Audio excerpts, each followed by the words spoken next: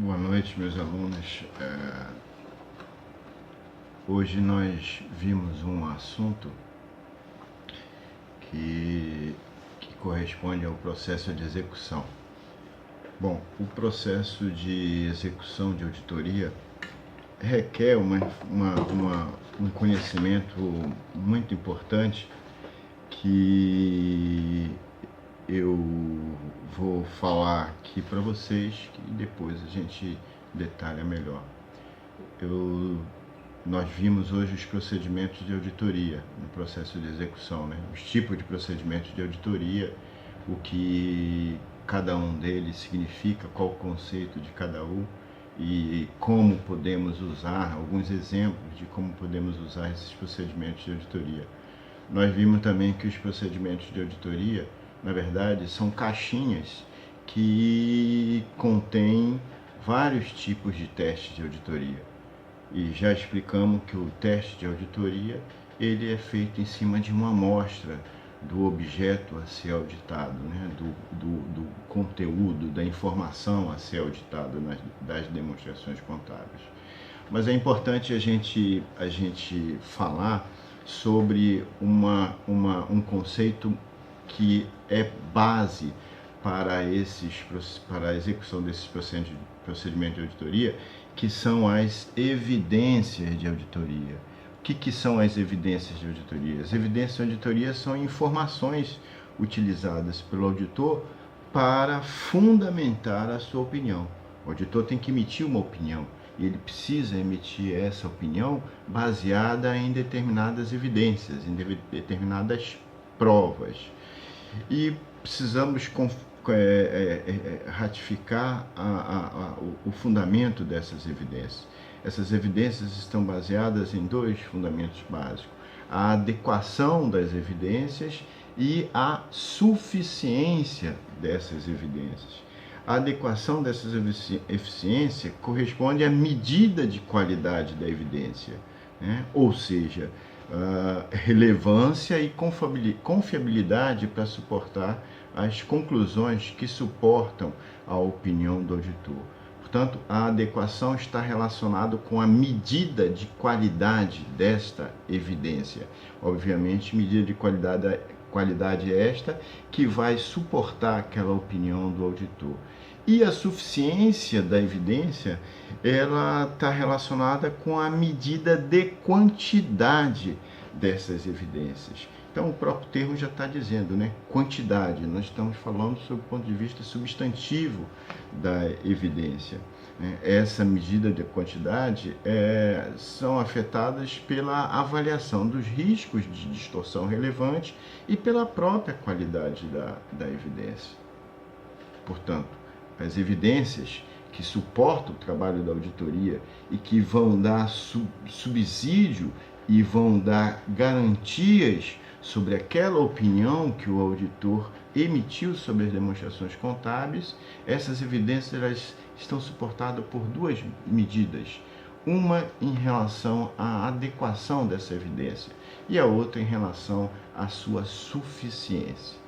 Tá? Dito isso, a gente conclui rapidamente o que vem a ser essa evidência de auditoria, que vai ser coletada quando o auditor executar os seus procedimentos de auditoria, que nós já vimos em sala de aula. Existem as fontes dessas evidências. Essas fontes das evidências elas são subdivididas em basicamente seis tópicos.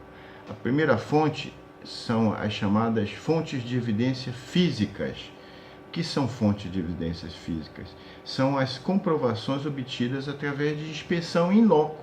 É uma existência tangível que o auditor obtém como evidência. A segunda evidência é a evidência testemunhal. O que vem a ser uma evidência testemunhal?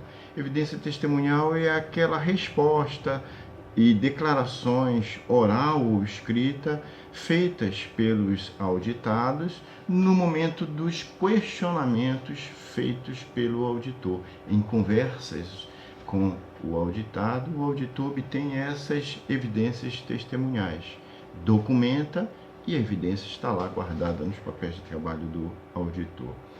A terceira é a evidência documental, como o próprio nome está dizendo, né? Uma evidência obtida através de documentos, né? São comprovações obtidas através de documentos internos ou externos.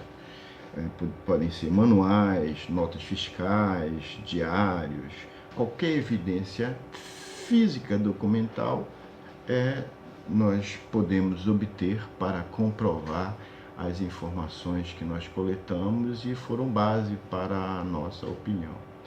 A quarta são as evidências analíticas. Nós já falamos muito em sala de aula em evidência analítica, que são evidências obtidas através dos procedimentos de auditoria chamados de revisões analíticas, que não são, o auditor não precisa arregaçar as mangas para efetuar esse trabalho. E geralmente essas evidências analíticas são realizadas por auditores experientes, porque requer bastante conhecimento e experiência para a obtenção dessas evidências. A quinta evidência são as evidências externas. Também já falamos em sala de aula, essas evidências externas são obtidas através de um procedimento de auditoria chamado, segundo a norma, de confirmação, mas que no linguajar diário do auditor nós também podemos chamar de circularização. A circularização é aquele procedimento em que envolve o auditor, o auditado e uma entidade externa que vai fornecer informações diretamente ao auditor. Não pode vir via auditado, tem que ser diretamente encaminhado ao auditor, onde o circularizado confirma ou não um determinado saldo solicitado pelo auditor, através do auditado. E, finalmente, as chamadas evidências internas, né, são obtidas dentro da própria organização. Qualquer informação que o auditor tenha obtido dentro da própria organização auditada é chamada uma evidência interna. Essas evidências não são as mais confiáveis. As mais confiáveis, como a gente já comentou, são as evidências obtidas externamente através daqueles procedimentos de confirmação ou circularização. Bom, hoje era o que eu tinha para falar com vocês, mas no nosso próximo vídeo nós vamos falar um pouco sobre procedimentos de auditoria. E dentro de procedimentos de auditoria, nós temos os procedimentos substantivos e os procedimentos chamados de controle, né? Os testes de controle.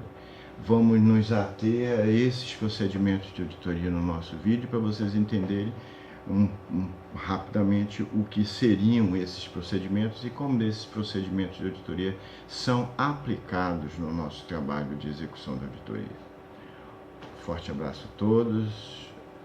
Estou aqui na noite, portanto, uma boa noite e que Deus abençoe vocês.